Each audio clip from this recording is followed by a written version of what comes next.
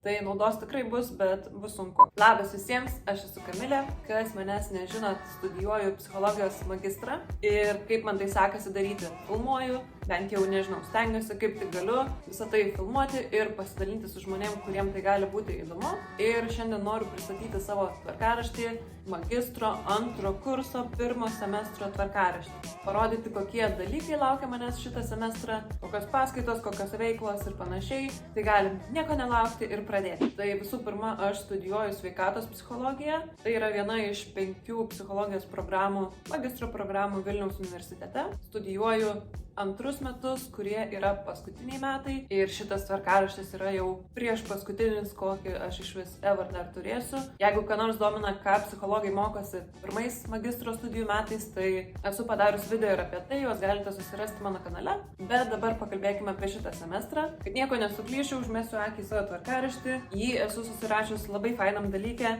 studento planuotėjai. Šitą planuotę gavau dovanų ir man jinai labai patinka, labai patogu naudotis, atrodo labai estetiškai ir aš apie ją pasidalinsiu šiek tiek vėliau. Štai kaip atrodo mano rudens tvarkaraštis. Iš pirmo žvilgsnio atrodo pakankamai tuščias, bet patikėkit, taip nėra. Tai galime pereiti per kiekvieną dieną. Pirmadienis kol kas yra tuščias, tuo viską paaiškinsiu, pereikim prie antradienio. Antradienį yra 2 užsiėmimai, tai konsultavimas, jeigu pilnai dalykas vadinasi konsultavimas sveikatos priežiūros įstaigose berods. Tai taip, pagaliau dalykas, kurio reikia psichologui, išmokti konsultuoti, čia pagrindinis dalykas ir mes jį turime tik tais antrais magistro metais.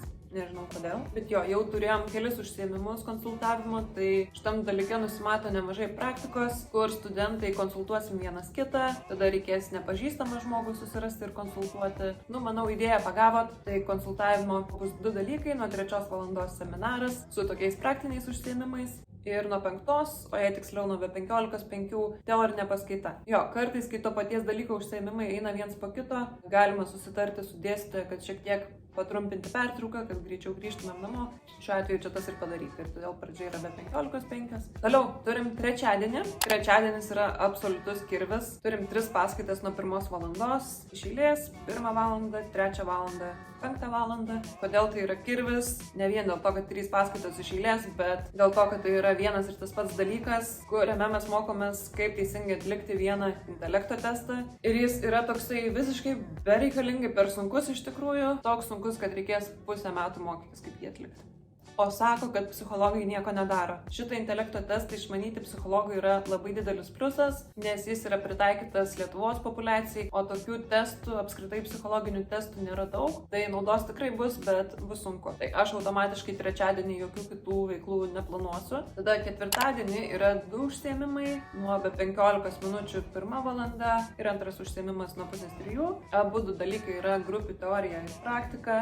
Pirmas užsiėmimas yra paskaita, antras seminaras. Apie šitą dalyką iš tikrųjų mažiausiai turbūt žinau, tai visai bus įdomu. Šitas dalykas yra apie grupių terapiją, kaip jinai vyksta, kaip ją vesti ir panašiai. Šį pusmetį mes praktikos kažkokios neturėsim, kaip supratau, labiau dirbsim teoriniam lygmenį, o kitą pusmetį bus antra dalis šito dalyko ir jau turėsim praktiką ir vesim grupinė terapija patys, kas truputį neramina, truputį skamba kaip per vėlai, nes mes į praktikos vietas išeinam jau šitą pusmetį ir daugumo jų tikrai reikės vesti grupinę terapiją, o mes to tik dabar mokomės.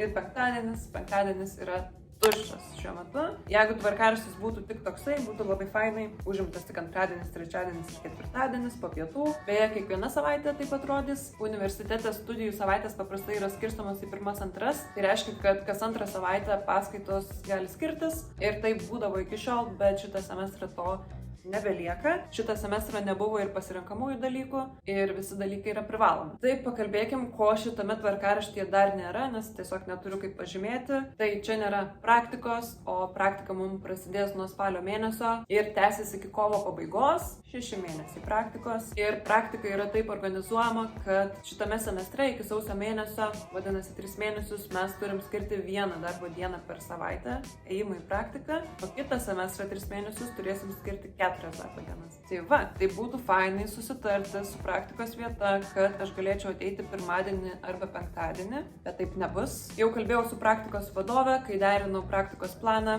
kad tas 8 valandas paskirstysim per savaitę pagal veiklas. Tai kaip įsivaizduoju, geriausiu atveju 2-3 dienas po kelias valandas turėsiu eiti į praktikos vietą ir kiekvieną savaitę galimai šiek tiek skirsis šitie dalykai. Tai va, tai dėl to mano tvarkaraštyje dar nėra įrašytų šitų valandų. Jau dalinausi, kad praktikos vietą atliksiu poliklinikoje. Manau, kad kažkaip nepatogiai sėdžiu. Gerai, galim tęsti. Tai praktika. Praktika prasideda tik tais nuo spalio mėnesio, rugsėjo mėnuo yra skirtas dokumentų sutvarkymui. Ir svarbiausias dalykas studentui, ką reikia padaryti, tai su praktikos vadovu ar vadove susidaryti praktikos planą. Tai maždaug nusimatyti veiklas, kurios bus atliekamos, kurios nebus atliekamos. Tai pavyzdžiui, mano praktikos vietoj mes sutarėm, kad aš tikrai turėsiu psichologinio įvertinimo, psichologinio konsultavimo, grupinių užsiėmimų, psichologinio švietimo veiklų, savitarpio pagalbos ir paramos grupių vedimo, daug supervizijų, dalyvavimo komandos veiklose, ir taip toliau. Šiaip, jeigu įdomu, galiu pasidalinti, kokias maždaug veiklas mums siūlė Vilniaus universitetas praktikai. Ne kokias veiklas, o kokias vietas. Tai mūsų kurse studentų yra 20, o praktikos vietų buvo pasiūlyta 15.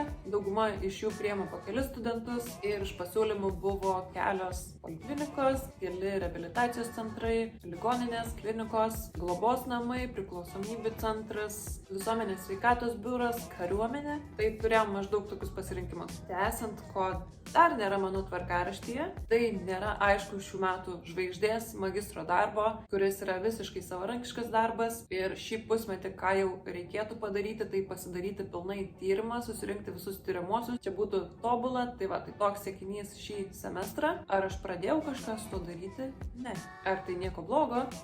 Ne. Ir tas truputį neramina, nes mano tyrimėjai nebus patys lengviausi surinkti, tai žiūrėsim. Jaučiu, kad mano didelis pagalbininkas šiais metais bus šita planuotė, nes be planavimo, be struktūravimo nežinau, kaip galima praeiti per šitus metus. Ir kiek žinau, šita planuotė yra vienintelė planuotė skirta studentams ir ji tikrai gali būti naudinga visiems studentam, nesvarbu, kas studijuoja, nesvarbu, kuriame kurse. Aš, kai ją gavau į rankas, turėjau tik tais 2 klausimus, tai ar jinai bus pririšta prie metų ar ne. Ir ačiū Dievui, nes jinai nėra pririšta prie metų. Ką tai reiškia? Tai reiškia, kad ją galima pradėti naudoti bet kada. Tai nebūtinai nuo metų mokslo pradžios, galima vidury semestro pradėti naudoti, nes datas galima įsirašyti pačiam. Tas yra labai patogu, nes pavyzdžiui, per vasaros atostogas mums mokslai nevyksta ir jei tai būtų prie metų pririšta planuotė, tai tie puslapiai būtų iššvaistyti, mano nuomonė. Taip pat, jeigu pradedi pildyti ne nuo metų pradžios, tai lygiai tas pats, praleidi kažkiek tų puslapių ir jie yra iššvaistyti.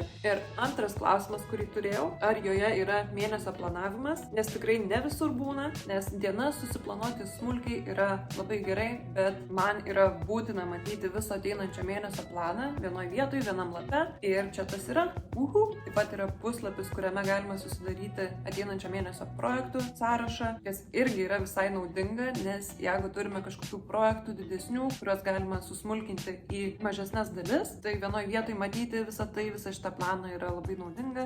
Pavyzdžiui, šitą mėnesį aš turiu 3 didesnius darbus, tai suderinti savo praktikos vietą, kas reikalauja daug dokumentų tvarkymo, paruošti magistro anketą, kurią aš pirmiausia turiu išversti, sumaketuoti, tada suderinti su vadove. Ir dar šį mėnesį esu nusimačius, kad turiu padaryti bent 2 YouTube video, ką su šitu video ir įgyvendinau. Taip pat šitoje planuotėje plačiau mąstantiems žmonėms galima planuotis ir savo metus. Man šitoje vietoje buvo labai patogu susirašyti savo tvarkaraštį ir yra puslapis, kuriame galima labai patogiai susirašyti savo metų tikslus ir susiplanuoti juos, nes kad tikslas būtų įgyvendintas, jis turi turėti žingsnius. Tai didžiausias dėmesys planuotėje tikrai yra skiriamas pačiam planavimui, bet kas dar yra, kas tai padaro planuotę studento planuotę, tai yra antra jos dalis, kurioje yra įvairių patarimų studentui. Čia galima rasti įvairių mokymosi metodų, patarimų, kaip palaikyti motyvaciją, kaip valdyti stresą, bei galima susiplanuoti savo rašto darbą, aš dar to nepadariau. Ir dar labai smagus priedas yra lipdukai, kuriuos galima visiškai pagal savo nuožiūrą kūrybiškai panaudoti ir papuošti savo planus. Tai va, man šita planuotė suteikia vilties, kad viskas bus gerai šiais metais ir jeigu ir jūs jaučiat, kad jums tai būtų labai reikalinga, ar šiais ar kitais metais prie metų jinai nėra pririšta, kaip jau sakiau, tai jei šiuo metu yra nuolaida, o mano žiūrovam yra papildoma nuolaida su kodu Kamilė ir su šitu kodu gausite 15% papildomą nuolaidą, kas studentui yra labai gerai. Nuorodą į elektroninę parduotuvę palieku apačioje po video. Tai pasižiūrėkit, mačiau, kad yra gražių įvairių spalvų. Jeigu ne sau, tai galbūt kažkam kitam, nežinau. Mano galva čia yra labai puikia dovana studentui arba būsimam studentui. Žodžiu, check it out. Tai va, toksai bus mano ateinantis pusmetis. Pati labai dviprasmiškus jausmus jaučiu. Nekantrauju, bet tuo pačiu metu ir baisu. Bet esu tikra, kad ne man vienai taip yra. Čia tokia studijų realybė. Jeigu turite klausimų ar komentarų, visada jos galite rašyti apačioje. Aš mielai jos paskaitau. Ir jeigu nesate paspaudę to subscribe mygtuko, tai paspauskit, taip nieko nepraleisit. Ir mes tada pasimatysime kitame video labai greitai. Ate!